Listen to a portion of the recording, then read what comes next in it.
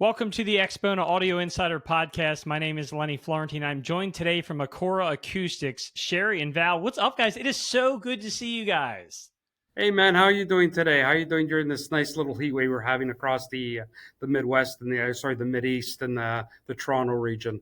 But It's thank you it's very much. hot in Canada. It's hot in the U.S. It's 100 degrees everywhere, which is wild. And it's not just like that 100 degrees. It's like it feels like you're standing on a beach. The water's a mile away, and there's no umbrella kind of heat. So Exactly. That's when we need the nice big bay window looking at the beach and the great audio gear to be listening to music instead in the nice, cool, refreshing air conditioning. I That's love what it. these I'm days all are for about. the audio gear being under the window looking at the beach. There you Okay, go. like acoustically, seeing the beach means a lot. So. Uh, Hey, it's all part and parcel. Sight and sound go together, right? That's exactly right. So for people that don't know Acora Acoustics, they've obviously maybe never been to a hi-fi show because I'm telling you right now, the one thing that's guaranteed at every hi-fi show I go to is that I hear somebody say, "Hey, did you listen to the Granite speakers?" Every single time. So, but before we get into the brand, I need to know a little bit about you guys. So, tell me how you guys got into hi-fi. We've always been into hi-fi. I started at a really young age, being in hi-fi and making speakers and making amplifiers and getting into the audio industry from the consumer point and listening to music. Music's always been a part of my life. And same thing with Sherry. I'll let her speak to her. Music's always been a part of my life too. I played piano when I was younger and flute and experimented with guitar and a few other instruments and just found a lot of peace listening to music and excitement. So I've always It's loved amazing. So, what made you guys kind of jump in and start the company? When did you guys start the company? There's been a few iterations of it, and when I mean that, I mean we first did Acora Technologies, which was again a speaker company making Granite speakers back in 1998. We showed it a couple of shows in Canada and one in the U.S., and we had decent success. But we were both just had been married at that point in time, and even though it was both our dreams, the financial responsibilities of real life made us go down different directions instead of following the audio world. But it's always been our dream to have. Audio. It's always been part of our household. We've always listened to music. We've always made it a big part of our involvement of our relationship and our family dynamics. So audio's always been a big part of it.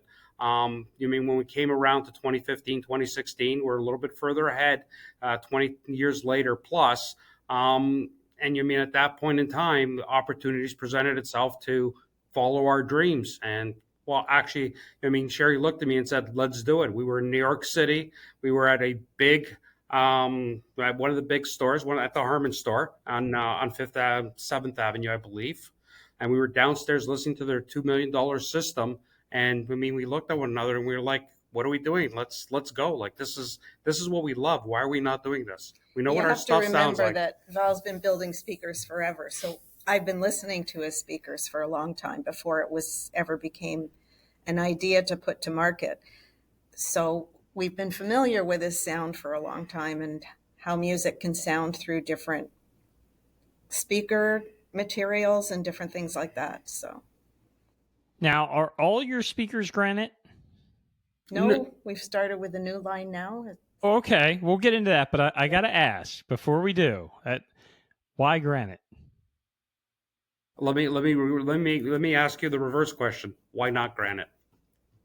Hey, it's unique. You guys are. I mean, I don't know how many people are doing it, but you guys are the ones at all these shows that I hear about as, oh my gosh, did you hear the Granite speaker? And I would just never, I lift speakers all day long and I move stuff around and swap them all out. And I'm thinking, what's the lightest speaker I can get? And I'm sure it's not Granite. So like, it's got to do something to the sound, right?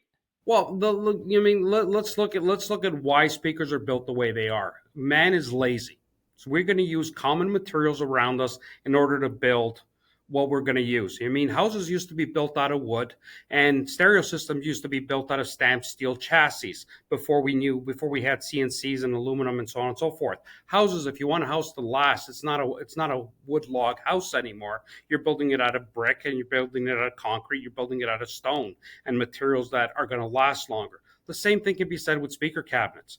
I mean, speaker cabinets, the granite is the best material in our opinion, but I mean, this can be backed by scientific. It doesn't absorb energy. It doesn't move. It doesn't vibrate, and it holds the drivers completely still. I mean, you're talking a speaker driver that, I mean, you look at it and you expect it to vibrate and shake your couch and shake your clothes, but you're expecting a piece of wood that's thin and, I mean, weak to be able to hold this energy without absorbing it.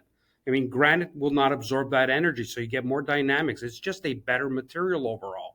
The fact that it's difficult to work with, and I mean, it's not only granites, let's include the other exotic materials that have come around the last 10 years, the alums, the carbon fibers, and other heroic materials that are out there. We've all recognized that a cabinet is a weak part of a speaker system at this point in time. It's just any of those other materials are so hard to work with that's why they haven't been implemented. So it's not a why did we use granite? The question becomes, why did the industry not move to better materials, including granite, sooner than this? And one other thing, at the beginning, Val used to say to me, in the old days when there was amphitheaters, and many, many years ago, there was wood available, there was stone available, and they were all made out of stone rather than wood. So back even before people understood a lot about technology, sound waves, the way music vibrates and moves, naturally you were attracted to stone because that's what all the amphitheaters were made of. Well, yeah, you even take Red Rock. I mean, Red Rock's a great place to listen to a concert. Why is it a great place to listen to a concert? I mean, it's in this bowl surrounded with something that it doesn't absorb any of the sound waves. It reflects it back into and doesn't change the sound quality. Isn't that what we want a speaker to do at the end of the day? Yeah, that's an amazing visual thing to think about. Red Rocks is that exact thing.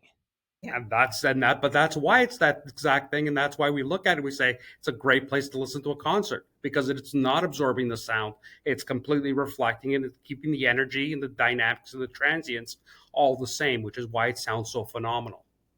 So, how difficult is it to work with granite? Like, is it like you start with just one big piece of granite?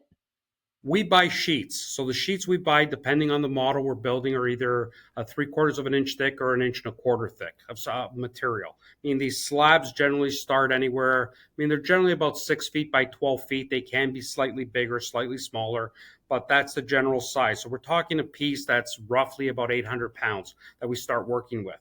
Now, all these materials have to be cut with diamonds and with specialty saws and so on and so forth. The problem is the stone industry is not a precision industry. It's a 1/4 inch industry. You look at your countertops, you look at the other things that are manufactured out of dimensional stones, and you always have a gap or a filler between pieces. Obviously, in a speaker cabinet, that's not going to work. So, I mean, our precision has to be in the thousandths of the inch versus your standard. So there really is no way or no standard of how do you work this and make it into speakers, which is why it took us so long to develop this. When I first started in '98, I mean, this was all done by hand, and a pair of speakers was 400 to 500 hours of labor in order to build a pair of speakers back then. It was not really a viable production model. CNC and that technology has allowed this to come to fruition now, just like other materials. And I mean, and that's why we started this when we did in 2016, basically. We started looking forward at this. And that goes right into excavating out of the raw material, because if you ask anybody 20 years ago when you wanted to do your kitchen what materials were available 20, 25, 30 years ago, they weren't mining the mountains the way they can now.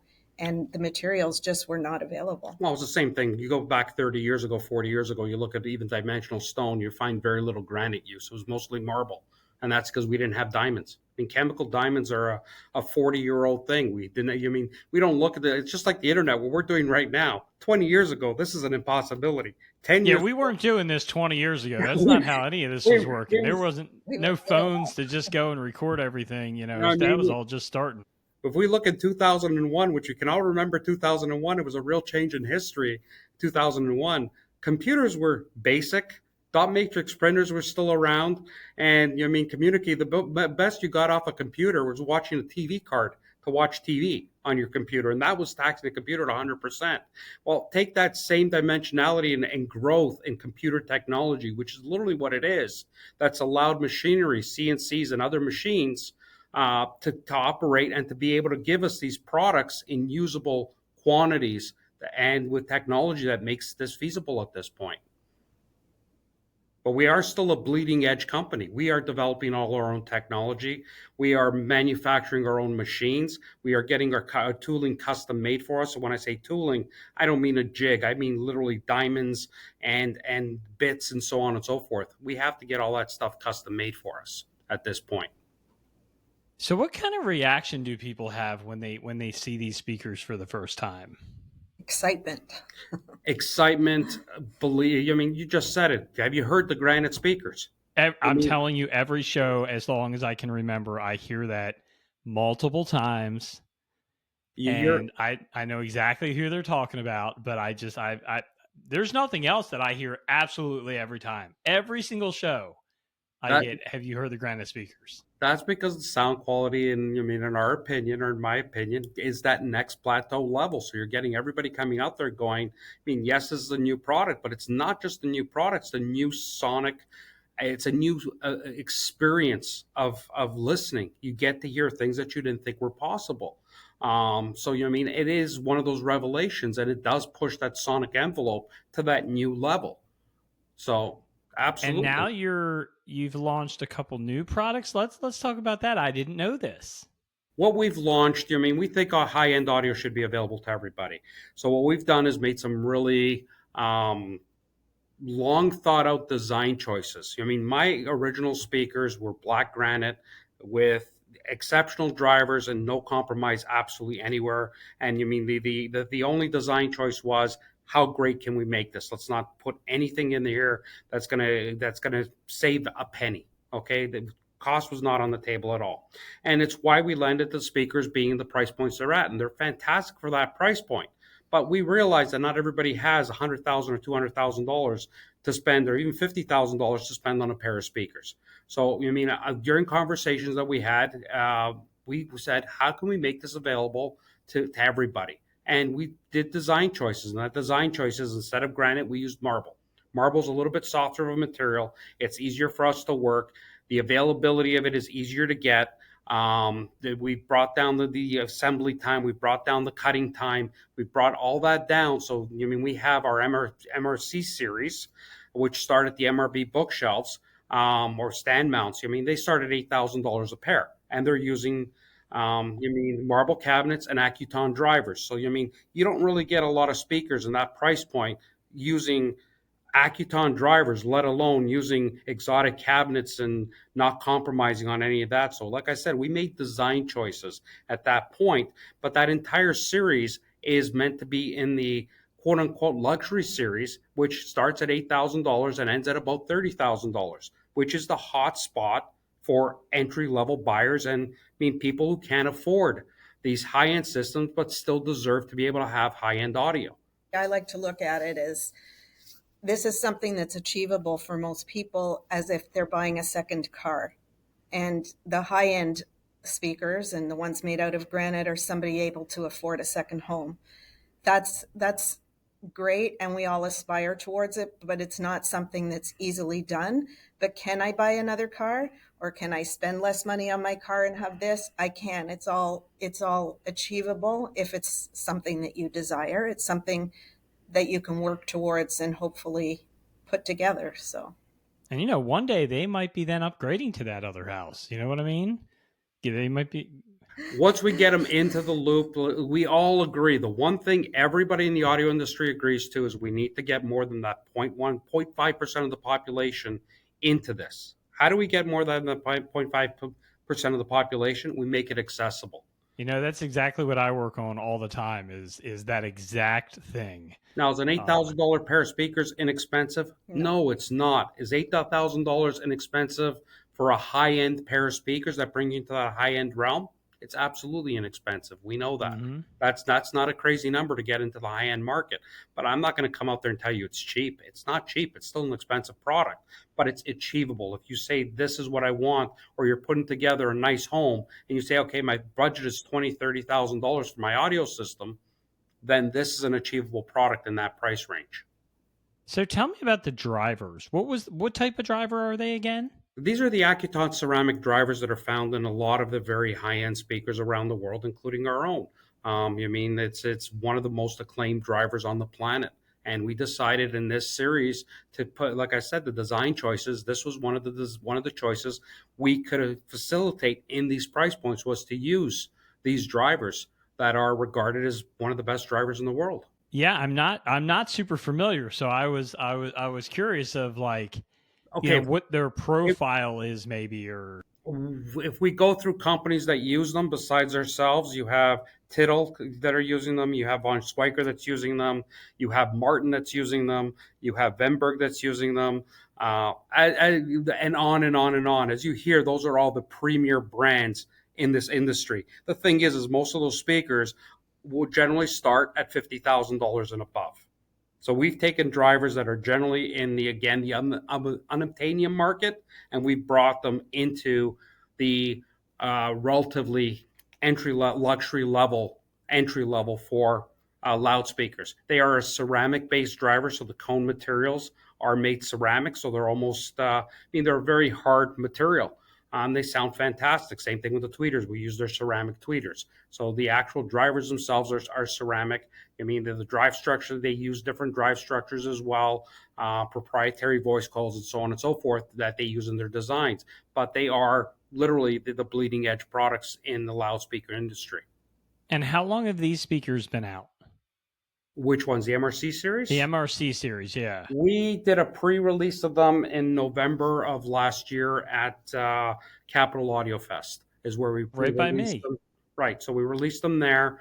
Did you come to that? Did you come to that event? I was there, but I tend to be all over the place on the show, so I did not see them. Okay, we had them out in the lobby area, and Then I saw them. in that big lobby area. We were filling up the 8 stories of the hotel with sound. That was those speakers. That was the MRC3s doing that in that lobby area. That's a $17,000 speaker that has 3 7-inch drivers and a tweeter per side. So, I mean that. Now, that how was did you already- guys? You guys have a couple colors available. Who picked those out? We did. We did a. Sorry, go ahead. No, I was please. just going to say it was a long process. We did a lot of evaluation ourselves and tried to bring a few or a couple complementary colors that would go anywhere with anybody. So something light, something dark. Even though, like Val said, he loves the black. Some people love the black, some people don't. And we just wanted it accessible to everybody. Because music, you see the speakers, and already when you look at a speaker, you're expecting a sound. I like to listen to music myself for healing, relaxing, calming, whatever emotion you want to bring out, you get it. And when you're looking at something, your mind's already determined a little bit of what you're going to hear before you even hear it. So something comforting to everybody, and something all over the world. Some type people like the light, some people like dark. So, and we wanted some consistency with it because this is nature. You buy one of the colors today, and 3 years from now, it might look a little bit different. Actually not even 3 years from now, because as they cut through the stone, the first ones look one way, and 4 or 5 slabs down, they're completely colors changed. It's Mother Nature. We have no control what she does in the mountains. So yes, well, what you mean? What this comes down to is our design selection on the materials was one that's going to be consistent. So consistency is a very important thing as far as colors and selections, and we want to make sure that that it was complementary colors. Marble has the benefit that it's generally a warm, inviting type of stone. It's why it's been used throughout the ages to present luxury into a house. I mean, yes, you have warm woods. You also have the warm stone colors. And that was a big part of the decision. So what we pretty much built 15 different pairs or 15 different colors And then I let a lot of people see them. And the only constant was that everybody picked something different. It didn't matter which one I put it together. This person loved this one loved this one loved this one. It became one of those crapshoots. So at that point, I used materials that I know are beneficial sonically. And when I say that, they have to be consistent, they have to be strong, they have to not be brittle, they have to not have cracks or veins in them that can deter from the sound. And I made sure that the availability was available. And obviously, one of the design choices was cost. Now, cost of stone has nothing to do with quality. The cost has only to do with how hard it is out to get it out of the ground, how popular it is, and how much processing it takes to get it out, to get it from the mountainside to the actual processing facility. It has nothing to do with quality. Some of the best stones are actually some of the least expensive, and some of the worst stones that fall apart when you look at them are the absolute most expensive. So what kind of sound characteristics do the speakers have? So do they have like some trickle down from the Granite ones, or is it a whole new sound profile? Or what, like somebody that's never heard, if you were just going to explain maybe the sound characteristics, what would that be? The family sound is the same, whether you're listening. And that was another part of this, is to show how important the cabinet is our other speakers, the SRC line, the VRC line, are done with ScanSpeak drivers and paper cones. These are done with Acuton with ceramic cones. They couldn't be more different as far as technology of material goes. But sonically, if I were to put a blanket in front of them and go between one and the other, you're not going to be able to tell me which one is paper and which one is ceramic or which one's beryllium. It's that important to realize that all these driver technologies actually work incredibly more similar than dissimilar. And our going to, hey, I love a soft dome tweeter versus I love a beryllium tweeter, is more the implementation of the technology behind that, meaning wire crossover and design, than it is the actual products themselves, the end products. So they all have a very similar sound. My biggest thing with the MRC series is because of the price point they're in, we know most people are not going to have dedicated listening rooms for them. We know they're going to have to be placed closer to walls. We know that you're not going to have a $100,000 turntable powering these things. So we need to make them as easy and as forgiving for whatever music we want to listen to. I want somebody to walk in with Taylor Swift, which most audiophiles would look at and say, I'm not going to listen to that. And they're actually going to play and say, hey, this sounds great. This sounds beyond what I ever thought it's going to sound like. Or, some of the old 70s rock. We all love Zeppelin. We all love Rush, Black Sabbath, all this stuff. And we don't listen to it because most of the time on a lot of the gear, it just doesn't sound very good. Let's be honest about it. We prefer going to our car stereos and listening to it in our car because our car makes everything sound relatively the same. Well, that's not truth. We made this speaker much more forgiving. So if you want to listen to Zeppelin on it, or that's what's going to bring you in to listen to these, they're still going to sound great. That doesn't mean they're not going to sound better on audiophile quality music. They are. But they're not going to we all know in the audio industry, everybody says, hey, a great sounding system, you can't play bad recordings because it's going to sound horrible. It's going to drive you out of the room. These speakers break that mold on purpose. And you hear things that you haven't heard before. But honestly, when Val did these speakers, partially to what he's saying is that in our home, we have our family room and our kitchen, and the rest of the house, we're not in that big of a home, but I want to be able to enjoy music if I'm in another room. So it was really important to me when you walk into the room that you're happy and you feel the music, whether it's that center spot that's perfect that a lot of people strive for. If we're in the room together, we're not sitting in that center spot, both of us. So you're on the side. You might be right in front of the speaker, but I still want to hear, what I want to hear. So do you guys normally agree on the music you're playing? And what kind of music do you guys not agree on? There's nothing we don't agree on as far as musical tastes. She might walk down in the morning and I'll be playing Zeppelin or something with a little bit too dynamic energy, and she'll look at me and go, "It's 9 o'clock in the morning. Music. What are you doing? Playing this? Play something a little bit more laid back." But it's not like I'll play whatever yellow and she'll look at me and go, that doesn't happen. Our musical genres are incredibly wide. And Val's much better at that. Like if I want to listen to something, he'll never say, I don't enjoy that music. Whereas certain music will not feel right for me to be listening to at times. Like if I want to be relaxed and it's very loud, or it's newer music that just, I don't hear the actual sound of the instrument, it bothers me and I don't want to listen to that type of music. So I guess that's the electronic. Maybe sometimes it's just not the right time of the day. I'll be more picky than he will. Most of the time, he never cares what he listens to. Like it's akin to coming into the show, and I don't know if you've come into our room and ever asked us to play anything. We generally don't say no. I mean, if somebody will walk in at 3 o'clock in the afternoon and say, "I want to play grunge metal," I may say, "Do me a favor, because of 20, 30 people in here. I know this musical genre is not going to go over well. Come back at 6 and we'll play it for you at 6." But I will never say, "No, I'm not going to play this." If that's what you enjoy, if you enjoy listening to steam whistles and trains, who am I to say that that's wrong? Or grunge metal, or whatever you want to listen to. My job is to make sure that that's reproduced as faithfully as possible to let you enjoy what you enjoy the most.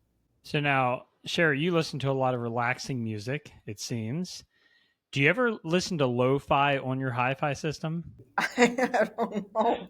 You answer that for me. No. Will we normally play music that you're not going to play on a hi-fi system? Oh, is that what you mean? Well, I think by lo-fi, I mean like, so there's a lot of like just like low beat, lo-fi. It's called lo-fi music. I listen to it all the time. I pull it up I'm on not YouTube. even familiar with lo-fi. You're going to give me something to look into. How's so that? After this, if you go look up Lo-Fi Girl, this is the most popular by far lo-fi channel on YouTube.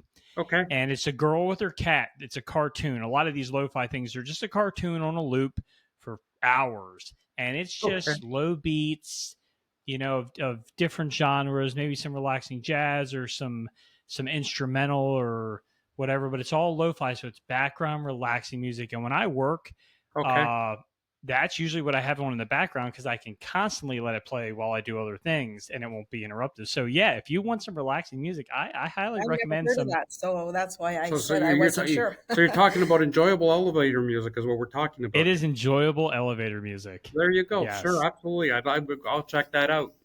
I mean, now, do you listen to the same thing in your car that you do on your hi-fi system? Myself? Yeah.